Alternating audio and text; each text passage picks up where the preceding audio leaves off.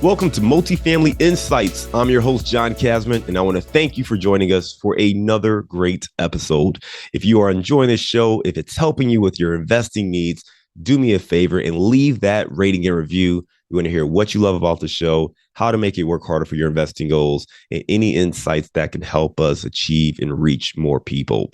Listen, if you have not done so already, be sure to hit that subscribe button so you don't miss an episode.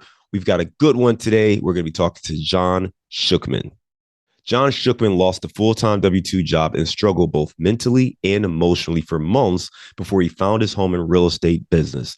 He has a passion for helping his clients, but also a gift for helping others grow their business organically through the power of social media. Now, John coaches others to do this with no cold calling and no pitching, just purely sharing stories and treating people the right way. Let's welcome to the show, John Schuchman. John, thank you so much for having me. Thanks for what you're doing, man. I know I always start interviews like this because I know that podcasting can often be a thankless job. So as a podcaster myself, I'll say thank you so much. Your show has grown tremendously. We were talking about it before we got started recording, and I'm just really proud of you, man, and how you're helping people. So thank you for what you're doing, and thanks for having me on the show. Hey, John, I appreciate that. Listen, I went over your bio at a very high level. Why don't you take 2 to 3 minutes and fill in some of those gaps? Absolutely, man. Well, again, thank you so much. My biggest, really, kind of the quick version is I've probably had more W-2 jobs than anyone in the world from the time I was 16 to 32, which was about 3 years ago. And basically, I just was never could never get set in a job. So basically, there's a great Albert Einstein quote that I've now been sharing that basically says, everybody's a genius, but if you judge a fish by its ability to climb a tree, it'll grow up its whole life thinking it's stupid. And so that literally kind of describes my whole W-2 journey. Now I lost jobs. Now I just need you guys to know, like, I wasn't like sleeping with the boss or stealing money from a cash register. I was just dreaming, and I was a visionary, man. So I'd be, for instance, like one of my W-2 jobs was at Chick-fil-A. We're trying to get 120 cars through the drive-thru in an hour. That is not an exaggeration. That is how fast we're going at lunchtime. But at lunchtime, John didn't have the wherewithal to really think, oh, today, right now at 12:30 in the afternoon is not a time to like try to improve things. It's time to get the darn food out the darn window. You can improve things and work on things at 10 a.m. or 4 p.m. when no one's there, things like that. So I've always been a dreamer, and that's really hard in a W-2 job. They're like, stand here, do this, or sit here and do this, and don't ask questions, right? And so basically all that got me, that's the short version, but eventually I got into real estate.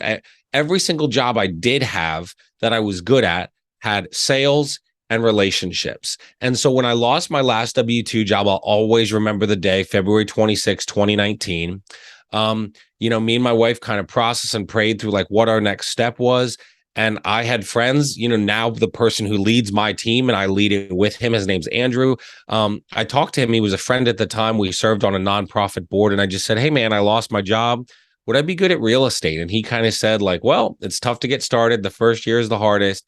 If you can survive that, you'll be good. And I said, do you think I would be good? And he's like, honestly, you have like the perfect personality. So that's kind of what I did, man. It's been a journey. We've been super blessed and thankful. And we kind of went, so summer of 2020, I was 9 months into my real estate business, had done one transaction, had people judging me, making comments that I wasn't going to be good at this, like everything else in my life. And I started to kind of believe it. And then I found that Albert Einstein quote. And basically summer of 2020, we had $220,000 in debt. We asked a family member if we could move in with them because we thought we were going to lose our house. It didn't work out because they were renting. They didn't feel right about someone else living with them. But within that time, from June of 2020 to June of 2022, we paid off all our debt, including our home. So $220,000 in debt. Now, I know investors are kind of like, why would you pay off your primary house? But we just kind of felt like we wanted to be comfortable and not have that. So it's been crazy, man. That's kind of the highlight, the overview of the 2-3 year journey. And now we're getting into like starting to invest. So I'm not into like multifamilies yet, but I hope I have some stuff that can still help your listeners. The journey's been insane, and I've learned a lot about social media and how you can grow that, use that to grow your business. So that's kind of the high overview of like the last 3 years. It's been kind of nuts. Yeah, John, listen, you gave a lot of great information. I wrote down that quote almost word for word, man, because I think it's a great quote. And I've never heard that before, but the quote was, everybody's a genius, but if you judge a fish by its ability to climb a tree, you'll think he's an idiot, right? I Yeah. may have messed up the last word or two, but either way, you get the point. Yeah. And I think that's a great way to start, because one of the challenges I think a lot of people face is finding that area where they can succeed, right? You can call it a Mhm. zone of genius. I've heard it Yeah. referred to a bunch of different things, Mhm. but you've got to figure out what you're good at. And I think a mistake people make is just doing something because it pays the bills, or doing something for other reasons, but it's not something they really enjoy. It's not something they're very passionate about, and or it's not something they're even good at, right? So you have to figure out what those things are. And I think that's a great point that you made there. As we talk about real estate, you mentioned that you got in about 3 years ago. Took a while to get going. In that Mhm. first 9 months or so, you really only had one transaction. But Mhm. then in the last 2 years, you were able to do enough deals where you paid off all of your debt, and now you're getting started in investing. Mhm. And the last thing I'll point out is, you said you're not into multifamily yet. And I love the yet, because Yeah. it shows the vision of where you're going. You Absolutely. recognize that, hey, there's some other things to do. You recognize that many investors scale by getting into multifamily, and it starts to open the door there. And I Yeah. think that's also important, because we talk to a lot of investors who are obviously more successful and have a bigger portfolio and further along their journey, but your journey starts wherever you're at today. Yeah. And this is for everyone, right? It There is. was a time when I had 0 units in my portfolio, and two, and then five, and then 13. Yeah. So wherever you're at today, that's where your Yeah. journey begins. Don't worry about getting to the finish line. Just focus on your journey. So let's talk about your race a little bit. You mentioned getting real estate. I'm presuming that that is as a real estate agent or broker, but maybe you give me a little more context on the role you actually play. Yeah. Realtor, licensed realtor, residential. Mhm. Okay. So that first year you mentioned you struggled. What was it that you think helped you kind of flip the switch, going from one deal in the first 9 months to being able to pay off all of your debt in just Yeah. 2 years? I'm gonna I feel like I geek out when people ask this, because I'm just gonna it's basically pretty simple. The power of social media. So I have created a six-figure business. So in 2020 was my first full year, right? I got licensed August 2019, but our son was born 5 days later. So I didn't really get started until that January of 2020. Of course, COVID happened 3 months later. So we were shut down for 3 months. But so in 2020 I made a certain amount. 2021 I tripled that, and in 2022 I had hit the 2021 number by the end of June. But really, I don't pay for advertising. I'm not paying Zillow. I'm not paying for ads. I'm not paying for anything. Every single thing for me is organic social media for free. Free's like my favorite word. And um and uh and and relationships, man, connecting with people, right? So every single thing that I post on social media has a purpose. If it's, hey, under contract for sale, or look at this happy client, I'm showing you the client experience. If it's me and my family, and I love using this example, if it's me and my family at the local arcade at 1 in the afternoon on a rainy day, but we just want to get out of the house, or the local place, for kids, that has a purpose. And the purpose is to show you the freedom that has become possible in my life through real estate and the mastermind group I'm a part of that teaches you about freedom. Um, but I think that's the biggest thing, man. I do not spend a dime. All of it is organic connections, seeking to serve people. That messy board back there is all showing you like podcast stuff and things to post on social media. Every single thing, there's, along the one side, there's all these posts I need to share. Every single one of those is a story, right? People love stories. And so now I want to make this make sense for investors. So as you think about what you're doing, think about the people that you're helping. Maybe you're buying a big multi-unit, but there's a mom that couldn't afford rent before. But because of the rent you're making on, the other three or four, you're able to give her discounted rent when she couldn't afford it, right? I think all of us want to make money, but all of us too want to like impact people. That's a story that you're like, I got to share that, right? I'm a huge Phillies fan, and so the World Series is going on here. Um, I recently saw someone at a game give tickets to people. That's a story I want to share on social media. The playoff tickets that were going for $600-700, they gave away. And so I think the thing you have to realize, everybody, is about social media is it doesn't have to be me. So for instance, when I make a post, John, I don't say I'm such an amazing realtor. Look at me. Like if I say congratulations, John and Amy, on buying this home, I say congratulations, John and Amy. I tag the lender, I tag the title company, I tag the inspector, I tag all the people that were part of the journey. And then at the bottom, I write, it was such a pleasure to be a small part of John and Amy's journey. You see their picture, John and Amy are happy, and you're like, I want to be happy. How do I get that? You know, but I don't talk about myself. It's all about promoting other people, right? So, congratulations, John and Amy, at the end. It was such a pleasure to be a small part of this journey. What I could say is I was such a huge part of this journey. I showed them 15 houses. We wrote 9 offers. I guided them through the inspections. I did all this. I'm amazing, right? Nobody likes that. People know all the work that goes into me being a realtor. I don't have to tell them I did a lot of work for this, right? They love the story. And I think trying to be selfless and promote others really helps in that. And so I think for investors, think about the people that you're connecting with. And if use social media for free, right? There might be someone out there. I had an elderly lady once who found me. I don't know how she found me on social media, but she did. Her home wasn't really ready to be listed on the MLS, right? So I referred it to someone. Imagine if those of you investing out there, like, hey guys, if you have a home that fits these criteria, maybe it needs a lot of work. Maybe you haven't done any work since you moved in 1986, all these different things. And you're willing to, and this lady didn't want 40 people in her home. She was worried about the safety and security. That's a unit that like an investor should probably go swoop up. So are you out there asking the questions? Hey guys, this is my business. I do investing. If you have any properties that fit into these categories and probably can't go on the MLS, or the person doesn't trust, people being in their home, and maybe they're willing to take a little less money if it takes a lot less stress. Let's talk. I just think people love stories and people love people that are helpful, right? And so I think that's the biggest thing in residential real estate for investors. And so I'm sorry I gave a long answer there, but I think that's kind of like everything I've learned is how I've created my business. It's all organic social media.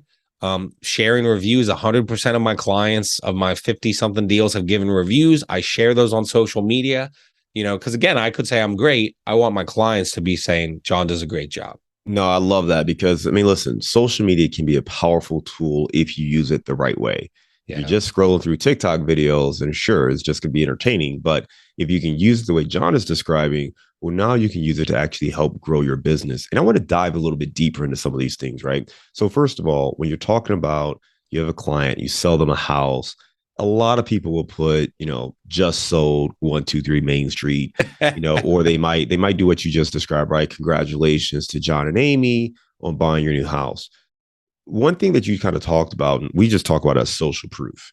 So what you're doing is you're sharing the client experience, and it's almost like a testimonial, but social proof that you're actually good at what you do, right? You can actually deliver results for the people you are looking to help. And it is really important to be able to show that and demonstrate that to other people, because I don't really care that you just sold 123 Main Street.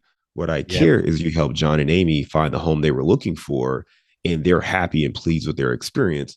And now maybe when I'm looking to find a real estate agent, okay, well, I watched John help, John and Amy, maybe he can help me. That's kind of what you want people to be thinking when you see these posts. And this isn't even tied just to real estate or what we're talking about here.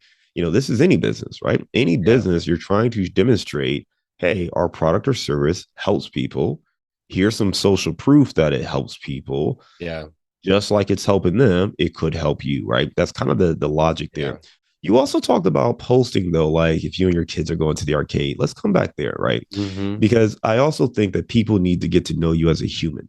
Yes. I need to know who you are, right? What are your goals, your hobbies, your passions? Yes. What motivates you? What keeps you going? Yes, it's nice to have the freedom, but who am I actually getting, looking to partner with and do business with? So explain a little bit more about kind of your posting strategy and kind of get the testimonials when you talk about more your personal life and things like that. Give me a little bit more insight with what you're hoping to accomplish there.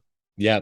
Well, I'll just say, people check your social media, right? I had somebody recently who Googled realtors, found my Facebook and said, "Hey, emailed me. Hey, I checked your stuff out. I see you're doing good things. You're helping people. That's really cool. I'd love for you to help me sell my house." I called him and I'm like, "Hey, where did you find me?" And he's like, "I Googled you, saw all your reviews with the photos, found your Facebook." Now the dude was stalking me, but that's fine.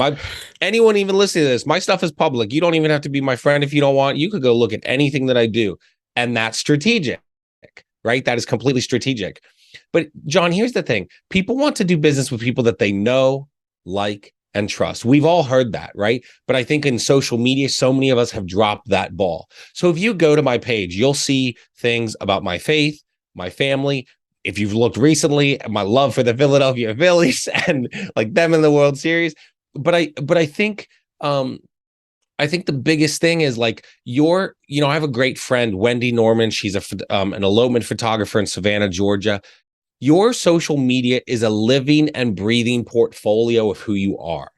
So if somebody goes and finds that, that's why like I used to put political things and I'm like, you know what? I'm just not interested. Why? Because I don't want to alienate one person or another Democrat. I don't care. I'm here to help you buy a house and do a good job. Um, so I think all of it, man, is about just sharing your life, right? I want people to, when they sit down with me, to be like, "Oh yeah, you're the same guy right here that you were online." But without seeing, I mean, people are looking for you online, guys. So if you're helping investors, if you're helping clients, whatever it is, people are Googling you and they are finding you, right? Um, and so I want people. We shared our debt-free journey and going through Dave Ramsey's program. Now, some people hate Dave Ramsey, and as we've gone through the program, and now I'm kind of like, oh, I don't know that I agree about the house piece, right? Like, but the consumer debt I agree with. But it's polarizing. But what I found was people love that we shared the journey. People love that we shared the struggle. Right now, when I share about the success in real estate business, I didn't pretend to be somebody I'm not. They saw the struggle for a couple years. I was honest and open. Now I didn't say, "Hey, we're about to lose our house. Do you want to Right, donate right. to my?" But I Here's just, my GoFundMe. but I just think, man, it's about being real. People want to Yeah. deal with people that are real. And what I will say to investors or anyone out there who are like, "Well, no, I don't want to use social media." We often look at social media like, I don't want to self promote. Well, then how can you do what I've tried to do? How can you promote others? I have a buddy, Vincent, who again leads this mastermind. His name is Vincent Puglisi. He wrote an amazing book, The Wealth of Connection, talking all about building relationships. He says, if you're not willing to share, you're being selfish. Now, you I might like be that. listening to this thinking, wait a second, that's the opposite. If I do share, I'm being selfish, talking about myself. But here's what I would say to any investor out there. If let's say maybe you're buying multi units or you're helping clients, whatever it is, do you know other people that are not going to do as good of a job as you or are going to try to screw people over? Yes. As a realtor here in Lancaster County, there's 1,500 realtors here in Pennsylvania, in Lancaster County, Pennsylvania. I can't compete with all of them. That's fine. I'm going after a certain target, right? My avatar, right? I just want them to see me. I don't need to like try to be somebody that I'm not, but I'm being selfish by not sharing what I'm doing, by not being willing to put myself out there. I don't give that person an opportunity to decide to work with me. Now, if you go to my Facebook, I'm not begging for business, never have, never will. I just share stories, be myself, and the business comes. And so I think the point is like, you're being selfish by not telling people what you do. For those investors, by not telling people, "Hey, I'm buying properties, I'm looking for this and this." You let that old lady down the street sell it to a guy that screwed her and got her to sign a contract where they were giving, and she didn't even know she lost $15,000 on the deal.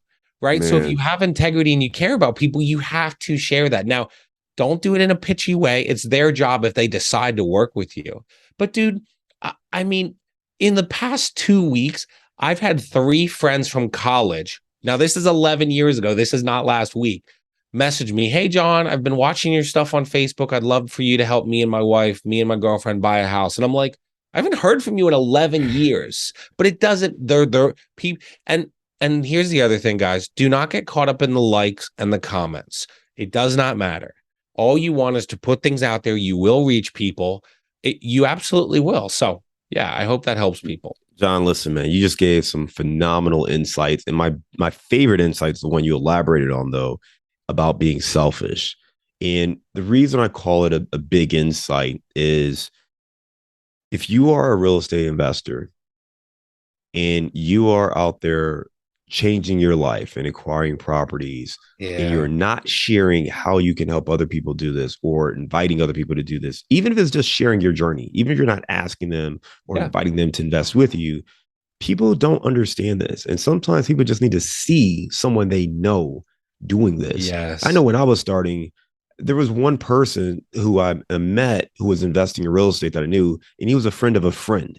Like I didn't even know the guy, but just he was the first person that I actually met who was Yeah. actually investing in real estate. And that made it real for me because Mhm. everything else I had seen was just in books, books or going to RIAs and all of that. But it's important to share your journey. And it is Yeah. selfish because you're not helping other people understand what's possible, what's capable, and being a Yeah. resource for them. And it's not just real estate investing, but anything that you're working on, whether it's, whatever your journey is. And don't get me wrong, I get it. Like sometimes we don't want to be that vulnerable. You may not want to share your weight loss journey or your relationship journey or your financial journey.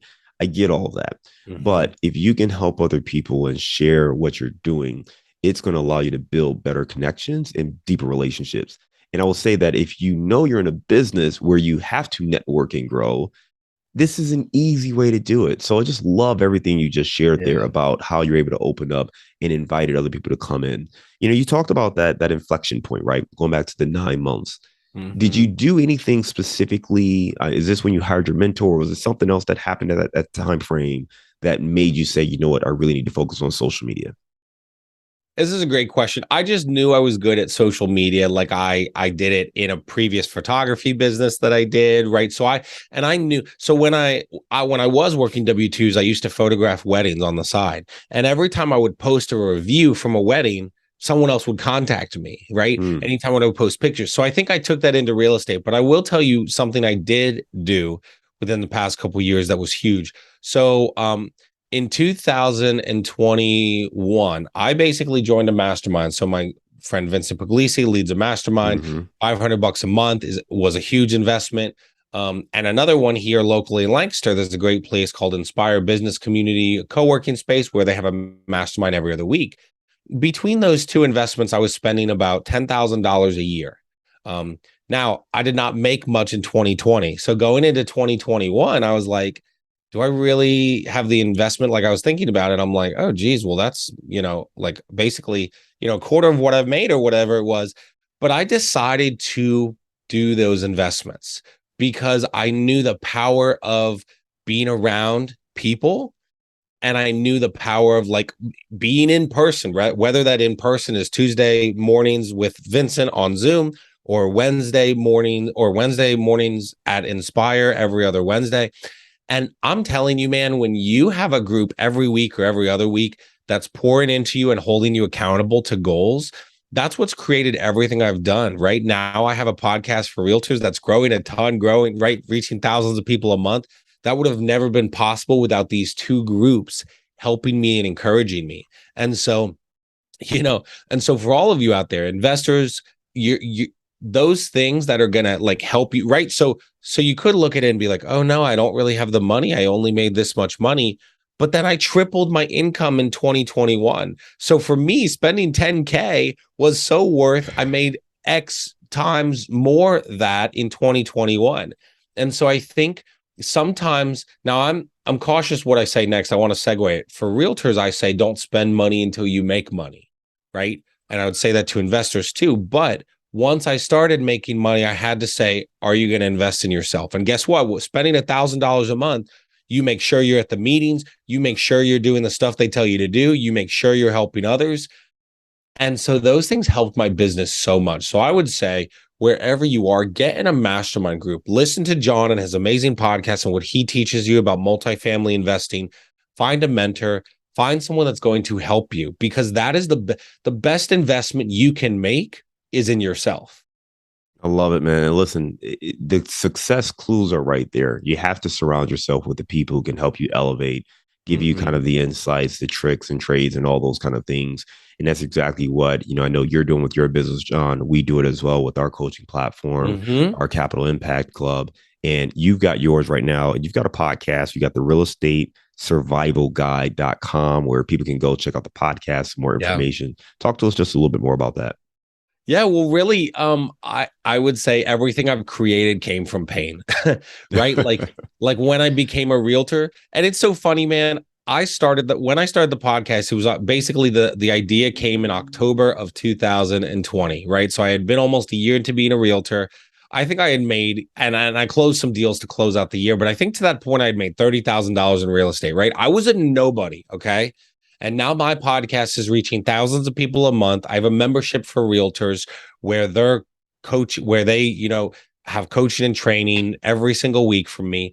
And what I learned was you don't have to wait for someone to tell you you're ready to start something to go do it, right? I remember starting the podcast and I had some flack from people around me that said, who are you? You're a nobody. You shouldn't start a podcast. So all these realtors that were making $100,000, $200,000, $300,000 a year. And I said, well, why don't you do it? And they said, I don't have the time. And I said, exactly. So shut your mouth, basically. So I started it. Every single month it's grown to now reach, like I said, thousands of people a month. And I think the biggest thing is like, stop letting everyone else around you decide when you're ready.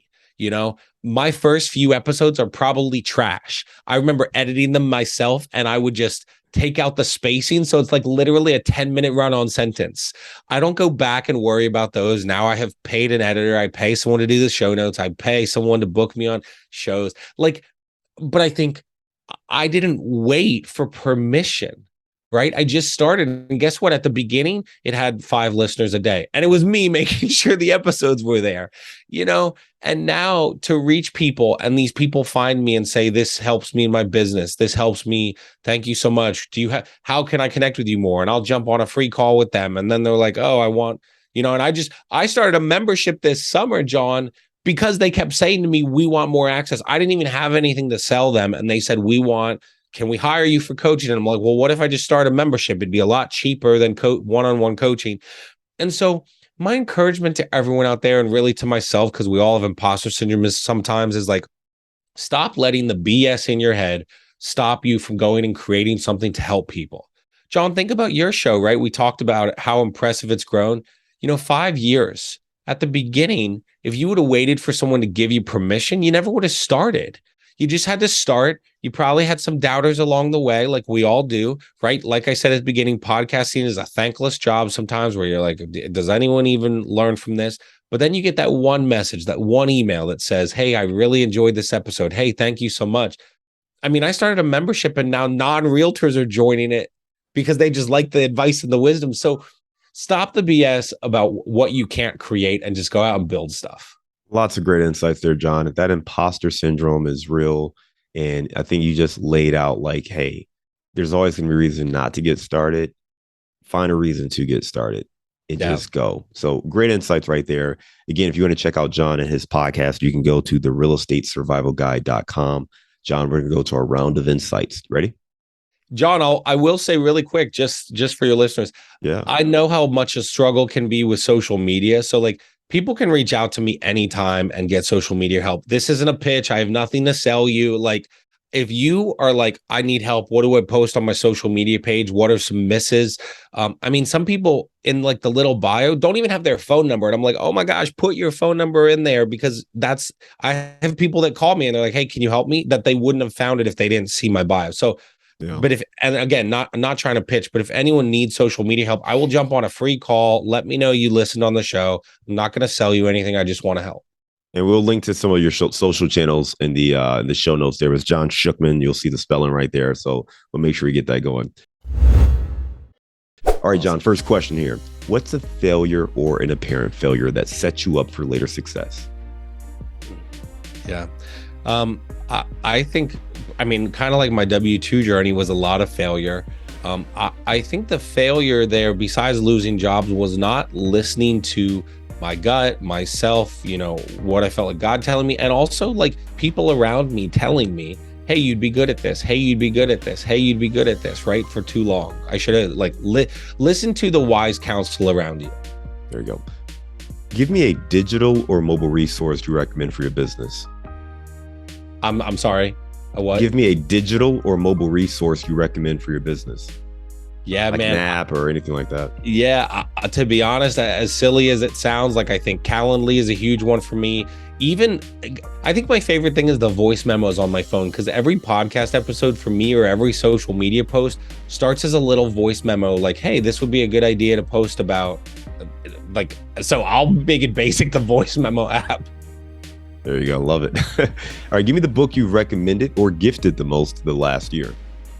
I did mention it. My friend Vincent Puglisi, The Wealth of Connection. It's basically everything you think you know about business is done backwards. And so his book has been really great. Love it. All right. Give me a daily habit that helps you stay focused on your goals. Oh, man. I love this question because it's so easy to like think business. I'm going to say time with my kids and my wife is probably the most important thing every day. All right. Give me your number one insight for standing out on social media. Be you, be bold, and be willing to put yourself out there. Like if it's a silly TikTok video, whatever it is, just be willing to kind of jump out there in front of people. All right. And I know you're a Phillies fan, so I know you're out there in the Philly area. Give me your favorite place to grab a bite to eat. Ooh, I love Primanti's. There's a great franchise, Primanti's, out of Pittsburgh. They put one here in Lancaster, and I love that place. All right, there we go. Well, listen, John, you gave us a lot of great insights. I really appreciate you sharing some of your journey, the challenges you had, going from job to job in the W-2 world, making a switch to real estate, struggling that first year, and then eventually using social media to help you get some real traction in your business. Now you're helping other people. You've been able to take out all of your debt. And again, if people want to learn more, they can check you out at therealestatesurvivalguide.com, as well as on your social media channels. We'll make sure we link to that in the show notes. I want to thank you again for coming on Multifamily Insights. Hope you have a great day, and we look forward to staying in touch. Thanks so much, man. And again, thank you for how you're helping people as well. Thanks for your time. Thanks, John.